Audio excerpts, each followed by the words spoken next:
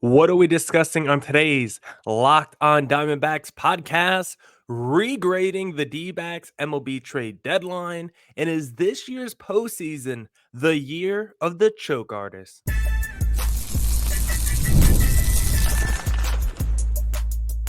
You are Locked on Diamondbacks, your daily Arizona Diamondbacks podcast, part of the Locked on Podcast Network, your team every day.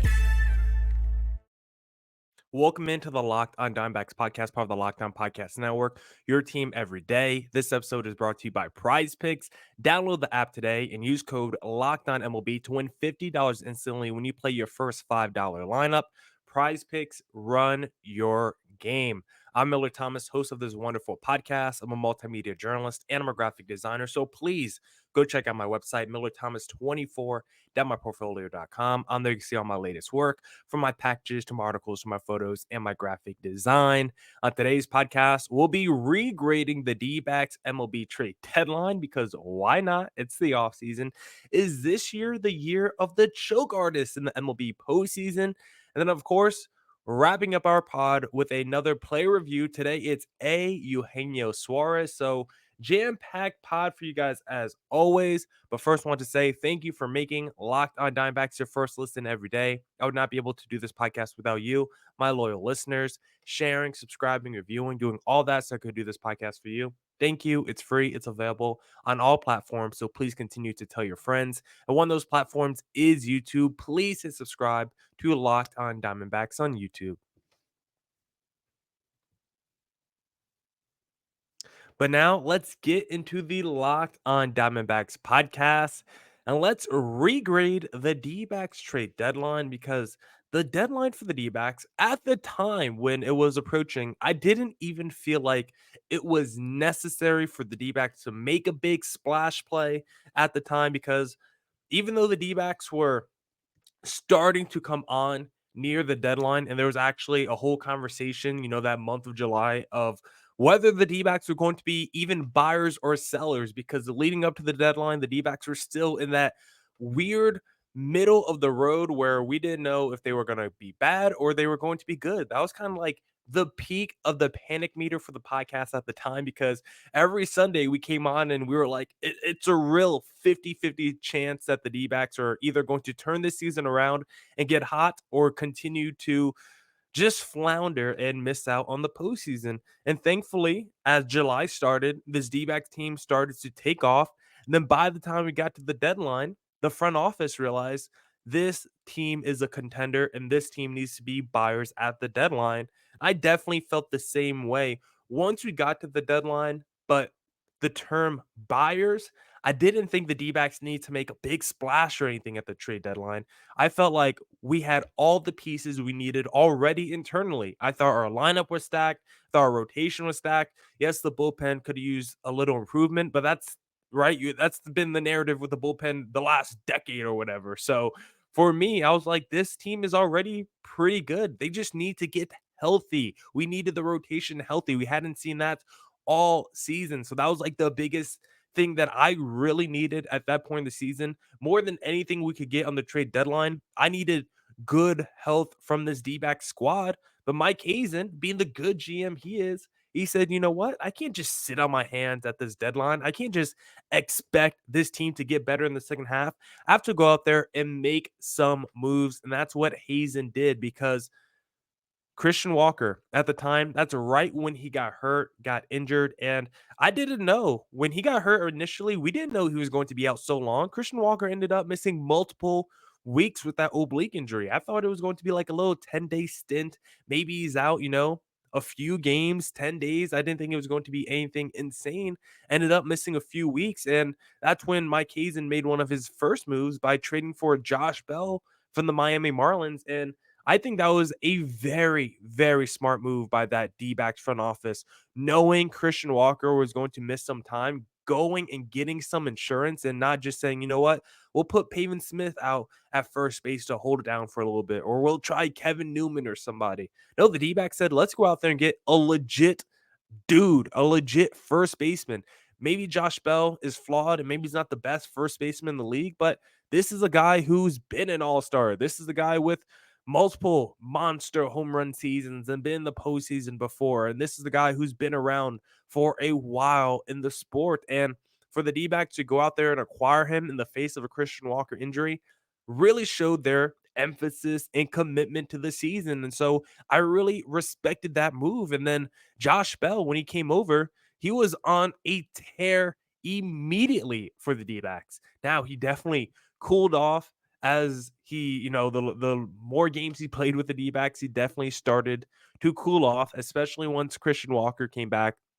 He struggled, but that first month after he was picked up by the D-backs, he was really incredible. In the month of August, a 276 average, 808 OPS, 4 bombs, like that was a really, really strong start for Josh Bell once he came over to Arizona. So I really like that move overall. And I think by the end of the season, I think we got exactly what we needed from Josh Bell. We just needed him to hold it down at first base with Christian Walker out, and that's what he did, and then ended up being a pretty nice bench piece. Like, who else can say they just had Josh Bell just waiting in the wings on the bench? So, did like that move by Mike Hazen. The other move was probably the best move Mike Hazen made, which was also to go out there and to get another Marlins player in AJ Puck, who just, you can make the argument he was the best reliever in baseball this past season. And if he didn't have that one game at the end where he gave up some runs for the D-backs, right? The literal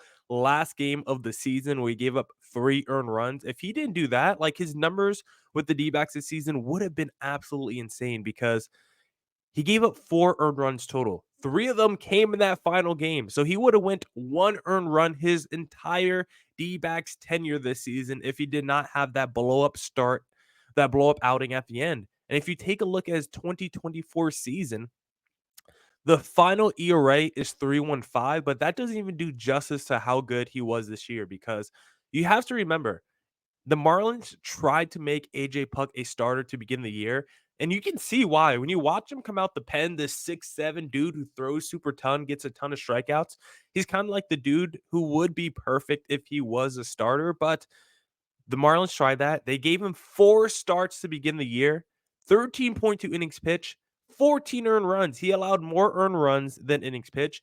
He had more walks, 17 than innings pitched as well. And so he had a 9.22 ERA as a starter, and that really killed his ERA for the whole season because as a reliever this season, 57 innings pitched, a 1.72 ERA. So you could really make the argument he was arguably the best reliever in baseball this season.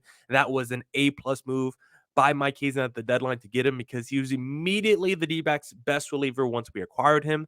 Then the last move that Hazen did at this deadline was to go out there and get Dylan Floro. And at the time, I liked this move because I was saying, look at the bullpen now for the D-backs with Puck and Floro in. It pushes out guys like Scott McGuff and Miguel Castro. I felt like there was no weaknesses in the D-backs bullpen now after acquiring Floro and Puck. Outside of like Paul Sewald, the bullpen was pretty stacked.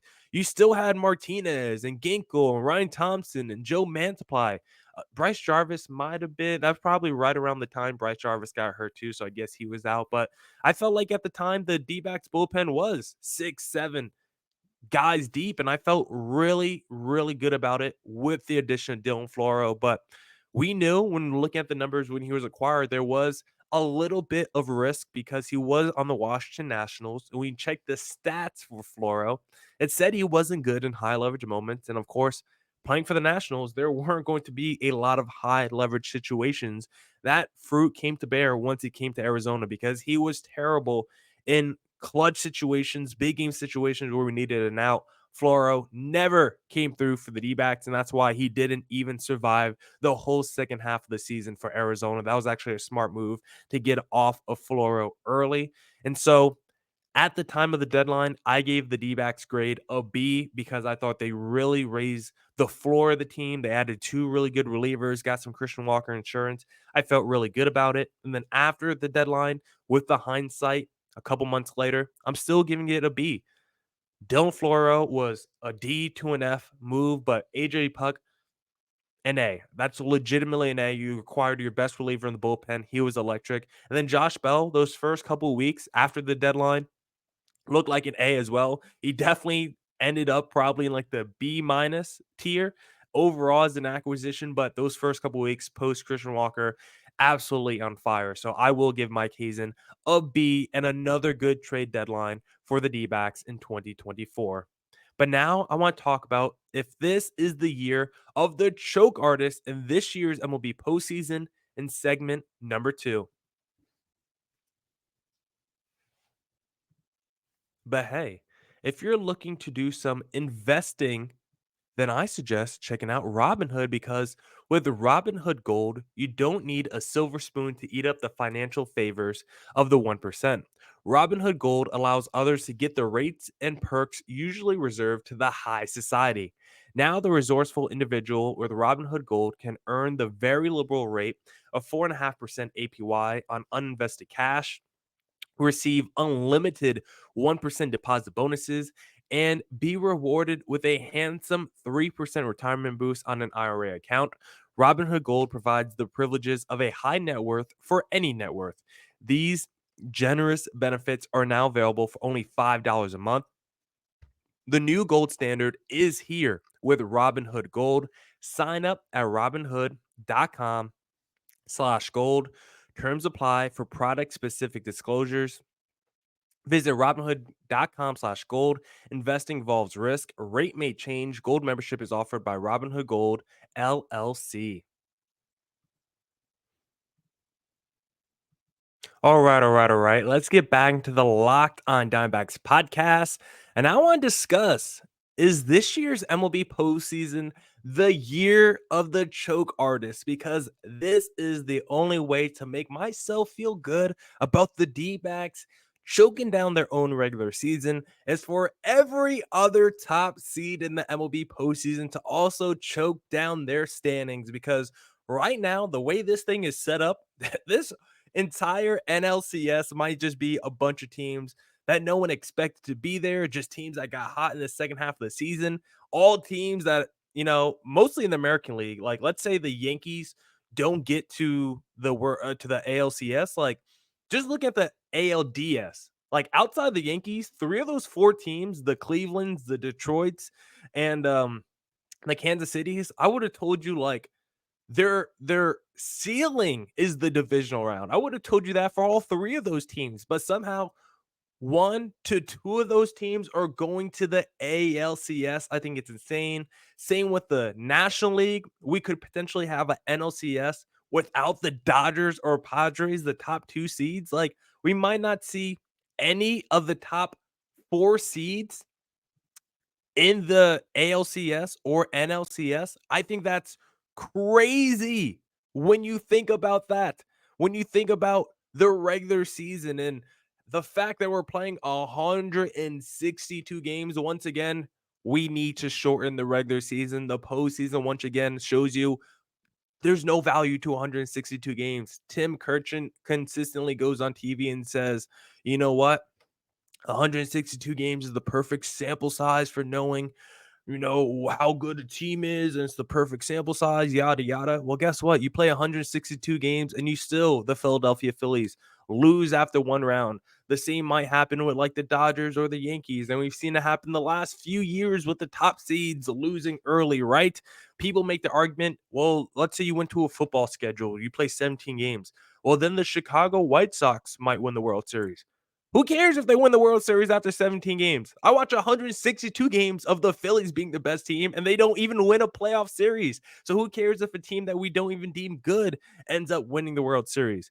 If we ended the season after 90 games, the Detroit Tigers wouldn't even be like a playoff team. And if we ended the season after 200 games, who knows? Maybe they would have ended the season with a bye or something. So I always think the sample size of games, the fact that we always say 162 is a perfect sample size, I think that's a bunch of BS. I think the sport would be much better if we shorten the season, but that's actually a podcast topic for another day because I have a whole rant as to why we need to shorten the regular season, but that's not for today. Today is about this year's MLB postseason being the year of the choke artist because we already had the D-backs choking down their regular season, but they might have just been, you know, the entry point into the year of the choke artist. They could have just been the first domino to fall because you go through this MLB postseason. I just laid out the case how I'm feeling like the whole championship series is going to be filled with teams who I didn't think could get past the divisional round. And that's still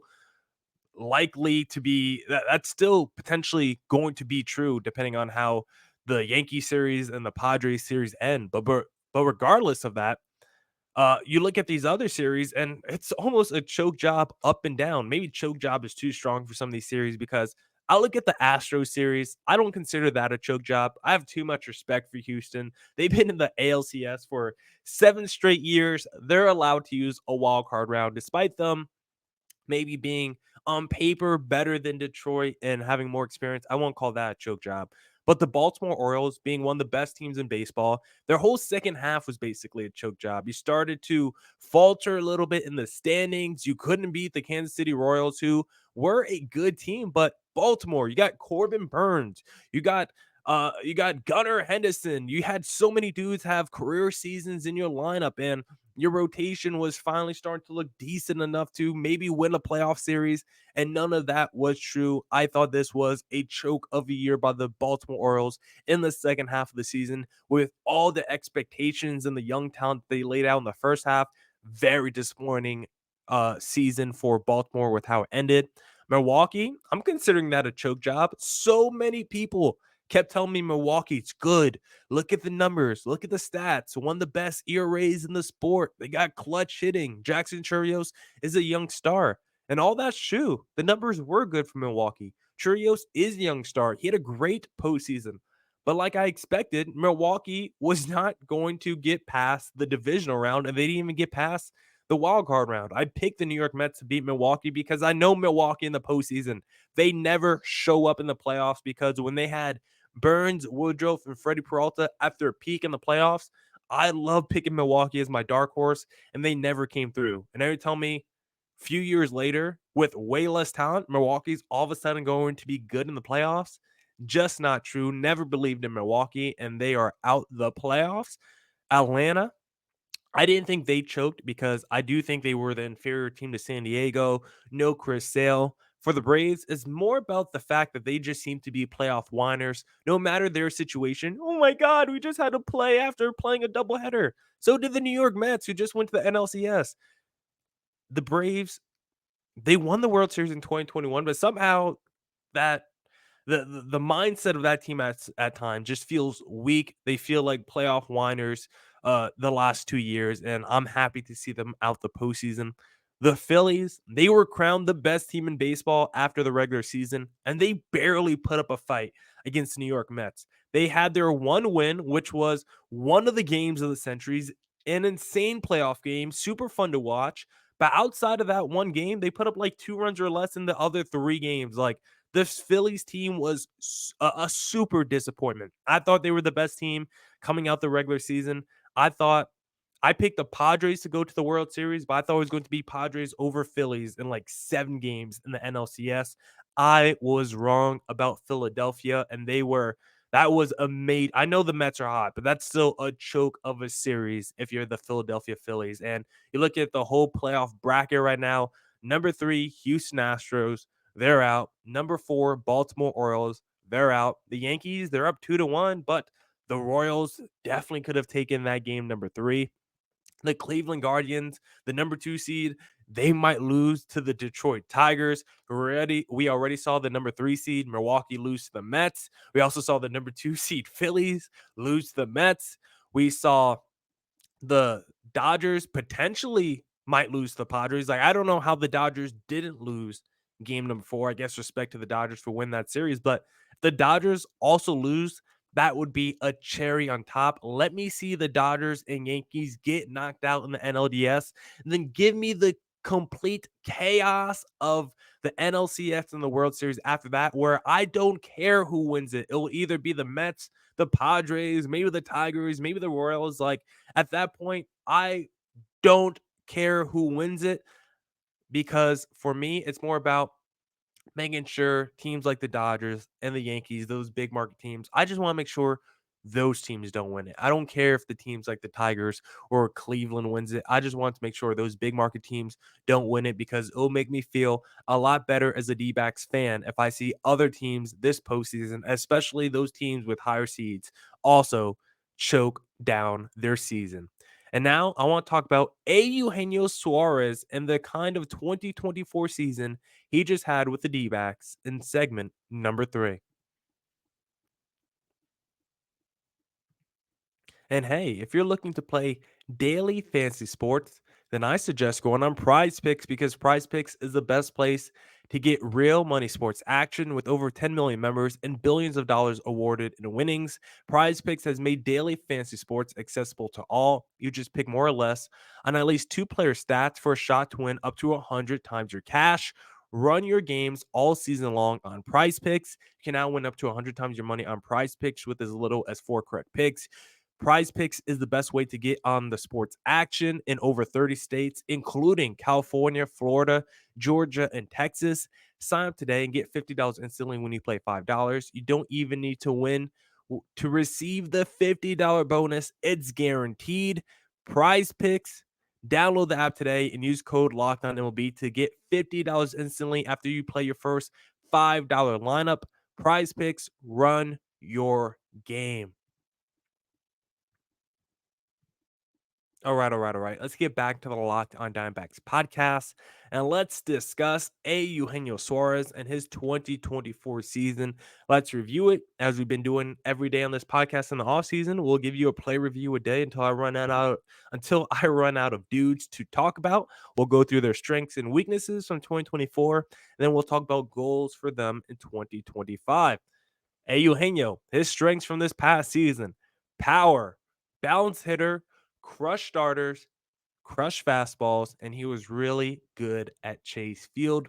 Eugenio, when the D-backs acquired him, one big area of weakness on this team was power, right? We had the speed from last season, but league average at best in terms of pop, especially home runs. And Eugenio, a guy who is perennially around 30 home runs. His 162 game average for his career is 30 home runs a season. So this is a guy with legit pop, been a major RBI producer throughout his career as well. We knew he had some issues when it came to striking out, but for the most part, we wanted his big power bat and we wanted his glove.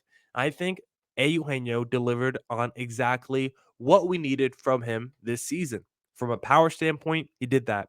He had the 30 home runs, right? He had the 101 RBIs. He had a fantastic power season. You look at the advanced stats, hard contact that we like to look at, hard hit percentage, exit velocity, all really good for Eugenio. 30 home runs, right in line with what he did in 2022 and 2021. Just a fantastic season overall by Eugenio Suarez. Extra base hit percentage above his career average as well. 9.4% extra base hit percentage this past season. Like, he just did so many good things from a power standpoint, and that was probably the biggest thing that we wanted him to deliver on when we acquired him from Seattle. He was a very balanced hitter as well, which I think might surprise people because being the power righty he is, you might only think he crushes left-handed pitching, but that's not true. He actually had a 256 average against righties and a 256 average against lefties, a 786 OPS against righties, a 793 OPS against lefties. Like, he was quite literally the same guy against both. He actually had a higher slugging against right-handed pitching as opposed to left-handed pitching. And so Eugenio, you can keep him in the lineup every single day because unlike the Torey Lovullo platoon splits, it does not matter for Eugenio. He is good against both righties and lefties. He was also really good against starting pitching this past year. Talking about this D-backs offense being good early in games, you could see Eugenio was a reason for that. If the lineup got to Eugenio in the first inning, he probably was going to come through for your team because Eugenio against starting pitching this past year, 850 OPS and a 280 batting average. He really liked going against starters, especially starters that were fastball dependent because Eugenio this past season, 290 average and a 500 slug against fastball. That is his go-to pitch. If he sits and waits on a fastball, upper middle part of the zone, he is going to crush it every single time. And in the second half of the season, that was the pitch that really started to get pitchers in some trouble. And Eugenio was a guy for the fans. Whenever he played in the home ballpark, is where he seemed to come alive because at Chase Field, a 274 average and an 853 OPS. He loved playing at Chase Field this past season. I think that could be said for a lot of D-backs players this past year. The numbers at Chase Field really good offensively this year for Arizona. And so for Eugenio, he was definitely one of those guys from a power standpoint, overall balance hitter with the platoons, crush starters, fastballs, Chase Field. Those were definitely his strengths from this past season. But what about his weaknesses? Well, we know one of his big weaknesses was something we talked about a ton when we acquired him, his strikeout rate. He's the guy, 27.5% K rate this past year, extremely high. But if you want to find the silver lining there, his K rate this past year was actually 27.5%. It's crazy to say. His lowest K rate since 2018. So, despite still striking out a ton, it was actually one of his best strikeout seasons in like a 6-year period. So, even though that's a weakness, we can actually say, I guess he improved on it a little bit this past year. Breaking pitches is definitely something he has to work on. 191 average against the breaking pitch this past year. He did have a solid slugging, still a 422 slugging against the breaking pitch. It just could not hit it consistently. It was definitely the pitch that gave him the most trouble. It was the pitch he got put away on the most. It was the pitch he whiffed on the most. So if he can work against the breaking pitchers, maybe Eugenio could be a 275 hitter for a whole season. But to do it for a whole season, one of his weaknesses, he's a slow starter. We saw it this season, 2024, where if you literally split Eugenio season half, which I did, his first 79 games of the year, because he played 158, so literally split his season in half. The first 79, Eugenio, according to WRC Plus, second worst player in Major League Baseball offensively. He had a 198 average through his first 79 games. Then guess what? His second half of the season, his next 79, a 160 WRC plus. Third highest in the National League. He literally went from the second worst offensive player to the third best offensive player behind Shohei Ohtani and Francisco Lindor. And historically, Eugenio has been a guy, when looking at his career splits, 758 first half OPS, 825 OPS in the second half. So being a slow starter is just something that we have to expect from Eugenio. And hopefully it's something that we can fix going forward, because when doing goals for him for 2025, that is the biggest goal I have for him.